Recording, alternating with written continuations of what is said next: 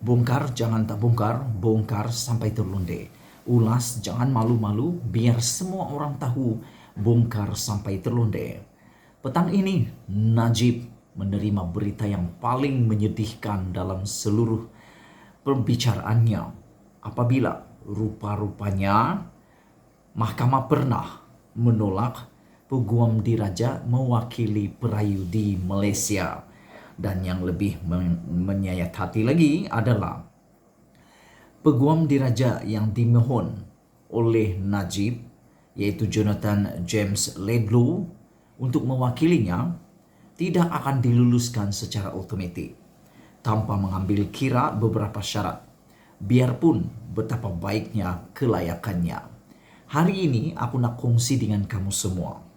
Ini beberapa sebab yang mungkin Mahkamah Persekutuan akan pertimbangkan untuk menolak permohonan Najib.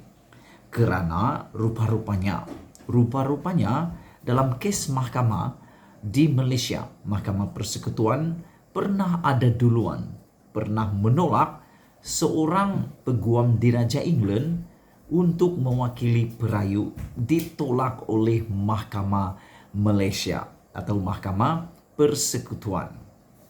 Saya nak kongsi dengan kamu semua. Ada satu kes yang mungkin akan menjadi duluan dan panduan untuk kes Najib. Mengikut rekod pada tahun 2006, sebuah syarikat tempatan cuba menggunakan perkhidmatan peguam diraja UK, yaitu QC Kerry Blake, yang dikenali secara profesional sebagai Kerry Booth, yang hadir di Mahkamah Persekutuan bagi pertikaian komersial yang berterusan. Booth juga sebenarnya adalah seorang istri kepada bekas Perdana Menteri Britain, yaitu Tony Blair. Keputusan yang dibuat oleh Mahkamah Persekutuan Malaysia adalah badan-badan institusi seperti Jabatan Peguam Negara, Majlis Peguam Malaysia, dan Jawatan Kuasa Peguam Kuala Lumpur kemudian telah mengambil pendirian untuk bersatu menentang permohonan Booth.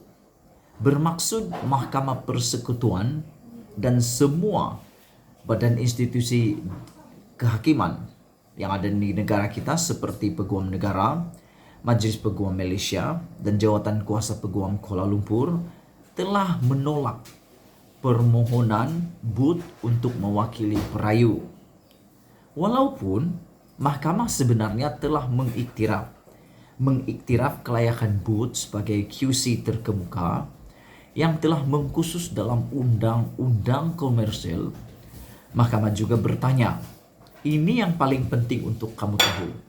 Jadi tolong share video ini, komen video ini supaya Anda tahu apakah ini juga akan menjadi panduan duluan kepada kes Mahkamah Najib.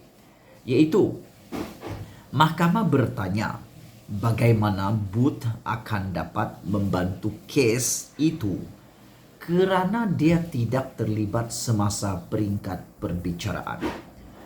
Kes Najib juga serupa. Bagaimana Jonathan Laidlaw yang telah memohon untuk mewakili Najib dapat membantu kes itu kerana dia, Peguam Diraja UK itu, tidak terlibat semasa peringkat perbicaraan. Bagi mereka yang waras, kamu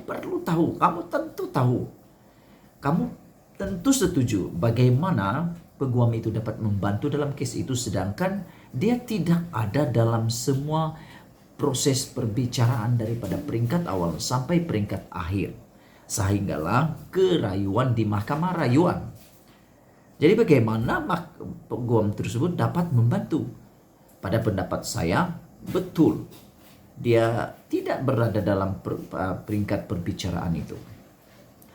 Mahkamah juga menyatakan bahwa adalah tidak benar bahwa tiada peguam bela atau peguam cara tempatan yang berkualiti dan dalam kalangan 12,000 daripada peguam di Malaysia atau hari ini lebih 12,000 peguam bela yang ada di Malaysia yang mempunyai kelayakan dan pengalaman yang sama. Inilah yang pernah aku cakap sebelum ini dalam ulasan aku. Adakah peguam diraja UK itu lebih hebat daripada 12.000 peguam yang ada di Malaysia? Ini secara tidak langsung pada pendapat saya mengiktiraf peguam dari luar dan tidak menerima pengiktirafan daripada peguam-peguam yang ada di Malaysia. Adakah peguam luar itu lebih baik daripada Malaysia? Adakah ini adalah pengesahan bahwa peguam di Malaysia ini lebih rendah taraf daripada peguam di Raja UK itu? Ini yang ditanya oleh Mahkamah Persekutuan atau Mahkamah Persekutuan dalam kes itu. Mereka mengatakan bahwa adalah tidak benar. Tiada peguam bela dan peguam cara tempatan yang berkualiti, dan dalam kalangan 12.000 daripada mereka di Malaysia yang mempunyai kelayakan dan pengalaman yang sama. Dalam keputusan sebulan suara itu, Mahkamah Persekutuan menolak permohonan Booth dengan menyatakan bahwa Booth tidak menunjukkan dia mempunyai kelayakan dan pengalaman khas yang tidak terdapat dalam kalangan peguam bela dan peguam cara di Malaysia. Antara lagi perkara yang aku jadi bingung adalah bagaimana peguam yang dilantik itu dapat membantu dalam perbicaraan Najib. Dia boleh berbahasa Melayu kah?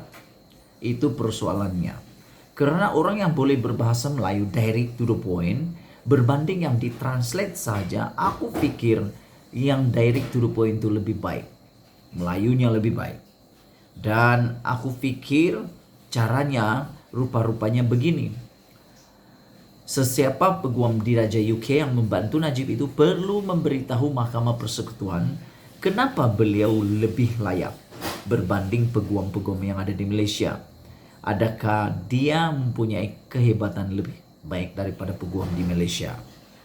Rayuan Najib berhubung kes SRC di Mahkamah Persekutuan akan menjadi rayuan terakhir yang boleh diteruskan bekas Perdana Menteri itu. Dia adalah Perdana Menteri pertama di Malaysia yang diheret di mahkamah dan yang paling luar biasa dijatuhkan hukuman penjara. Didapati bersalah. Telah didapati bersalah, dijatuhkan hukuman penjara 12 tahun dan denda 210 juta. Memandangkan sabitan di Mahkamah Tinggi dan Mahkamah Rayuan sebelum ini telah ditolak. Jika Mahkamah Persekutuan mengekalkan keputusan Mahkamah Tinggi dan Mahkamah Rayuan, Najib akan dihantar terus ke penjara. Penjara mana? Aku pun tak tahu. Kita tunggulah nanti. So itulah dia beberapa sebab yang akan menyebabkan Najib akan kehilangan khidmat peguam di Raja UK. Sebelum kita berpisah, tinggalkan komen kamu. Sila tekan butang subscribe, share video ini biar semua orang tahu. Bongkar jangan tak bongkar, bongkar sampai telunde. Kita jumpa lagi, bye-bye.